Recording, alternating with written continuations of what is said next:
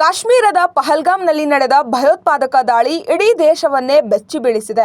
ಹಿಂದೂ ಪ್ರವಾಸಿಗರನ್ನೇ ಗುರಿಯಾಗಿಸಿ ನಡೆದ ಈ ಭೀಕರ ದಾಳಿಯಲ್ಲಿ 28 ಅಮಾಯಕರು ಮೃತಪಟ್ಟಿದ್ದರು. ಈ ಕೃತ್ಯವನ್ನೇ ತಾವೇ ಮಾಡಿರುವುದಾಗಿ LET-TRF ಉಗ್ರ ಸಂಘಟನೆ ಹೇಳಿಕೊಂಡಿದ್ದು, ಇದರ ಬೆನ್ನಲ್ಲೇ ಈ ದಾಳಿಯ ಹಿಂದೆ ತನ್ನದೇ ದೇಶದ ಕೈವಾಡವಿದೆ ಅಂತ ಪಾಕಿಸ್ತಾನದ ಮಾಜಿ ಕ್ರಿಕೆಟಿಗ ದಾನಿಶ್ ಕನೇರಿಯಾ ಒಪ್ಪಿಕೊಂಡಿದ್ದಾರೆ. ದಾಳಿ ಕುರಿತಾಗಿ ಸೋಷಿಯಲ್ ಮೀಡಿಯಾದಲ್ಲಿ ಬರೆದುಕೊಂಡಿರುವ ದಾನಿಶ್, ಪಾಕಿಸ್ತಾನ ಭಯೋತ್ಪಾದಕರಿಗೆ ಆಶ್ರಯ ನೀಡುತ್ತಿದೆ, ಉಗ್ರ ಚಟುವಟಿಕೆಗೆ ಬೆಂಬಲವಾಗಿ ನಿಂತಿದೆ, ದಾಳಿ ನಡೆಸಿ ಮೌನವಾಗಿರುವ ಪಾಕಿಸ್ತಾನಕ್ಕೆ ನಾಚಿಕೆ ಆಗಬೇಕು ಎಂದು ಆಕ್ರೋಶ ಹೊರಹಾಕಿದ್ದಾರೆ.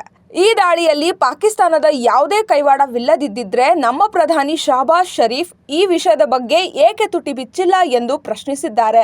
ಈ ಹೇಯ ಕೃತ್ಯದ ಹಿಂದೆ ಪಾಕ್ ಕೈವಾಡ ಇದೆ ಎಂಬುದು ಎಲ್ಲರಿಗೂ ತಿಳಿದಿರುವ ವಿಷಯವಾಗಿದೆ.